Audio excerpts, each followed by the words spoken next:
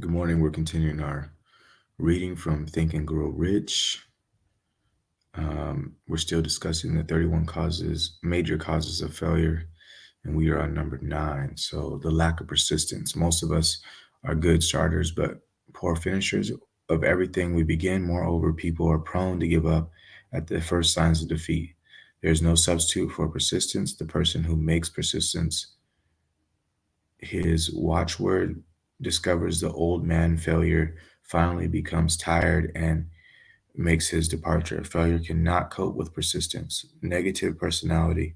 There is no hope of success for the person who repels people through a negative personality. Success comes through the application of power, and power is attained through the cooperative efforts of other people. A negative personality will not induce cooperation.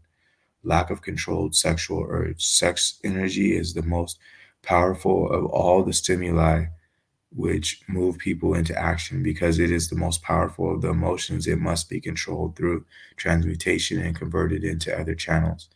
Uncontrolled desire for something for nothing. The gambling instinct drives millions of people to failure. Evidence of this may be found in a study of the Wall Street crash of 29, during which millions of people tried to make money by gambling on stock margins. Lack of well defined power of decision. Men who succeed reach decisions promptly and change them, if at all, very slowly. Men who fail reach decisions, if at all, very slowly and change them frequently and quickly. Indecision and procrastination are twin brothers. Where one is found, the other may usually be found also. Kill off this pair before they completely hogtie you to the treadmill of failure. One or more these fears have been analyzed for you in a later chapter. They must be mastered before you can market your services effectively. Wrong selection of a mate in marriage. This is a most common cause of failure. The relationship of marriage brings people intimately into contact. Unless this relationship is harmonious, failure is likely to follow. Moreover, it will be a form of failure that is marked by misery and unhappiness, destroying all signs of ambition. 16. Overcaution. The person who takes no chances generally has to take whatever is left when others are through choosing. Overcaution is as bad as undercaution. Both are extremes to be guarded against. Life itself is filled with the element of chance. Wrong selection of associates in business. This is one of the most common causes of failure in business. In marketing personal services, one should use great care to select an employer who will be an inspiration and who is himself intelligent and successful. We emulate those with whom we associate most closely. Pick an employer who is worth emulating. Superstition and prejudice. Superstition is a form of fear. It is also a sign of ignorance. Men who succeed keep open minds and are afraid of nothing. Wrong selection of a vocation. No man can succeed in a line of endeavor which he does not like. The most essential step in the marketing of personal services that of selection and occupation into which you can throw yourself wholeheartedly. Lack of concentration of effort. The jack of all trades is seldom good at any. Concentrate all of your efforts on one definite chief aim. The habit of indiscriminate spending.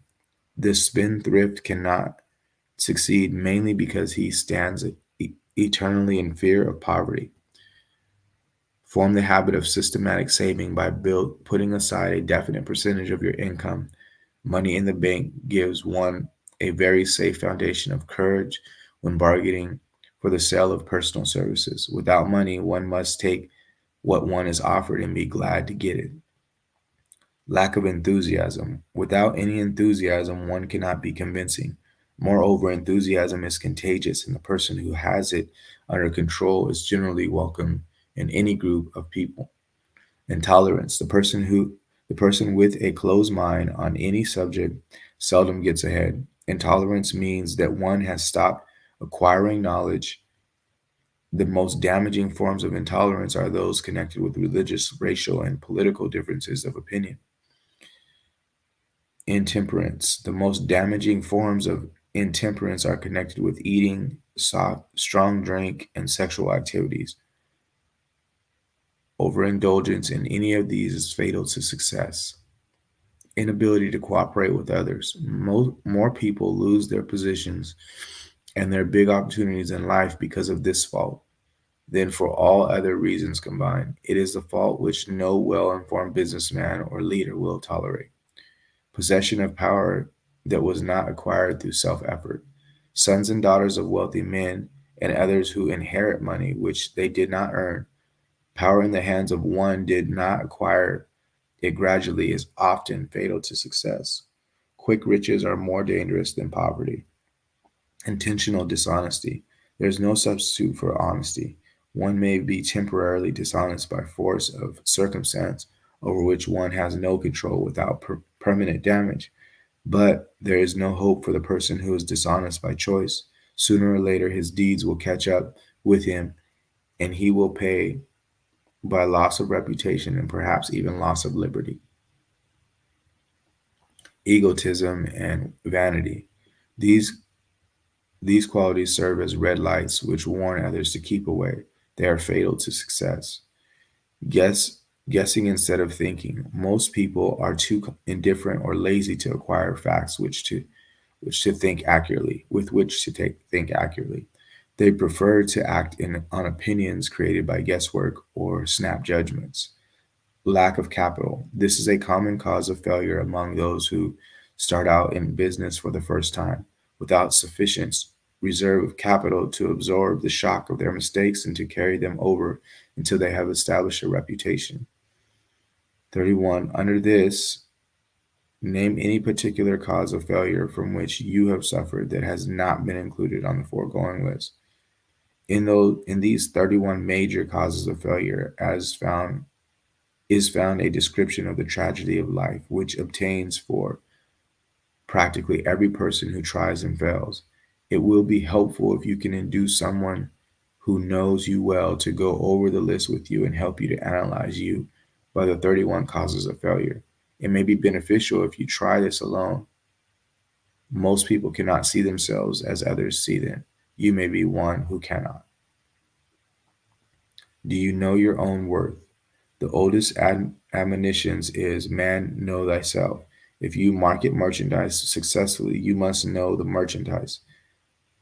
The same is true in marketing personal services. You should know all of your weaknesses in order that you may either bridge them or eliminate them entirely. You should know your strength in order that you may call attention to it when selling your services. You can know yourself only through accurate analysis. The folly of ignorance in connection with self was displayed by a young man who applied to the manager of a well known business for a position. He made a very good impression until the manager asked him what salary he expected. He replied, lack of a definite aim. The manager then said, we will pay you all you are worth after we try you out for a week. I will not accept it, the applicant replied, because I am getting more than that where I am now employed. Before you even start to negotiate for a readjustment of your salary and your present position or to seek employment elsewhere, be sure that you are worth more than you now receive. It is one thing to want money, everyone wants more, but it is something entirely different to be worth more. Many people mistake their wants for their just dues. Your financial requirements or wants have nothing what to do with your worth. Nothing whatever to do with your worth. Your value is established entirely by your ability to render useful service or your capacity to reduce others to render such service. Take inventory of yourself. Annual self analysis is an essential in the effective marketing of personal services, as is annual inventory in merchandising. Moreover, the yearly analysis should disclose a decrease in faults and an increase in virtues. One goes ahead, stands still, or goes backward in life. One's object should be, of course, to go ahead. Annual self analysis will disclose whether advancement has been made, and if so, how much. It will also disclose any backward step one may have made. The effective marketing of personal services requires one to move forward even if the progress is slow. Your annual self analysis should be made at the end of each year so you can include in your New Year's resolutions any improvements which the analysis indicates should be made. Take this inventory by asking yourself the following questions and by checking your answers with the aid of someone who will not permit you to deceive yourself as to their accuracy. Self analysis questionnaire for personal inventory. Have I attained the goal which I established as my objective for this year? You should work with a definite yearly objective to be obtained as a part of your major life objective. Have I delivered service of the best possible quality of which I was capable, or could I have improved any part of this service? Have I delivered service in the greatest possible quantity of which I was capable? Has the spirit of my conduct been harmonious and cooperative at all times? Have I permitted the habit of procrastination to decrease my efficiency, and if so, to what extent? Have I improved my personality, and if so, in what ways? Have I been persistent in following my plans through to completion? Have I reached decisions promptly and definitely on all occasions? Have I permitted anyone or more of the six basic fears to decrease my efficiency? Have I been either over cautious or under cautious? Has my relationship with my associates in work been pleasant or unpleasant? If it has been unpleasant, has the fault been partly or wholly mine? Have I dissipated any of my energy through lack of concentration of effort? Have I been open minded and tolerant in connection with all subjects? In what way have I improved my ability to render service? Have I been intemperate in any of my habits? Have I expressed either openly or secretly any forms of egotism? Has my conduct toward my associates been such that it has induced them to respect me? Have my opinions and decisions been based upon guesswork or accuracy of analysis and thought? Have I followed the habit of budgeting my time, my expenses, and my income? And have I been conservative in these budgets? How much time have I devoted to unprofitable effort, which I might have used to better advantage? How may I rebudget my time and change my habits so I will be more efficient during the coming year? Have I been guilty of any conduct which was not approved of approved by my conscience? In what ways have I rendered more service and better service than I was paid to render? Have I been unfair to anyone, and if so, in what way? If I had been the purchaser of my own services for a year, would I satisfy with my purchase? If I had been the purchaser of my own services for the year, would I be satisfied with my purchase? Am I in the right vocation? And if not, why not? Has the purchaser of my services been satisfied with the service I've rendered? And if not, why not? What is my present rating on the fundamental principles of success? Make this rating fairly and frankly, and have it checked by someone who is courageous enough to do it accurately. Having read and assimilated the information conveyed through this chapter, you are now ready to create a practical plan for marketing your personal services.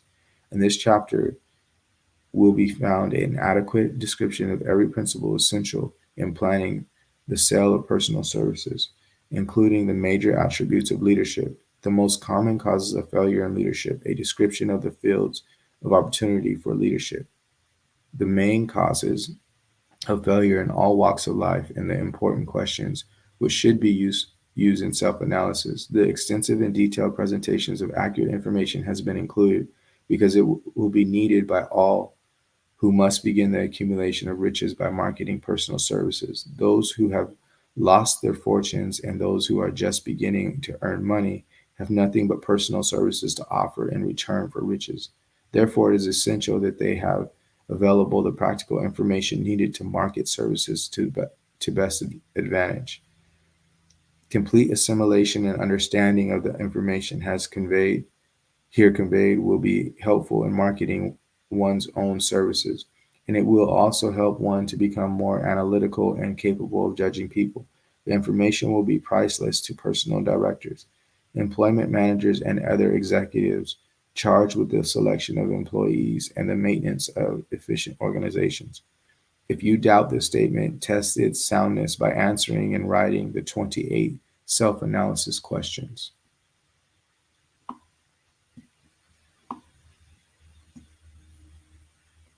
All right, so we'll pick up here next week. Should be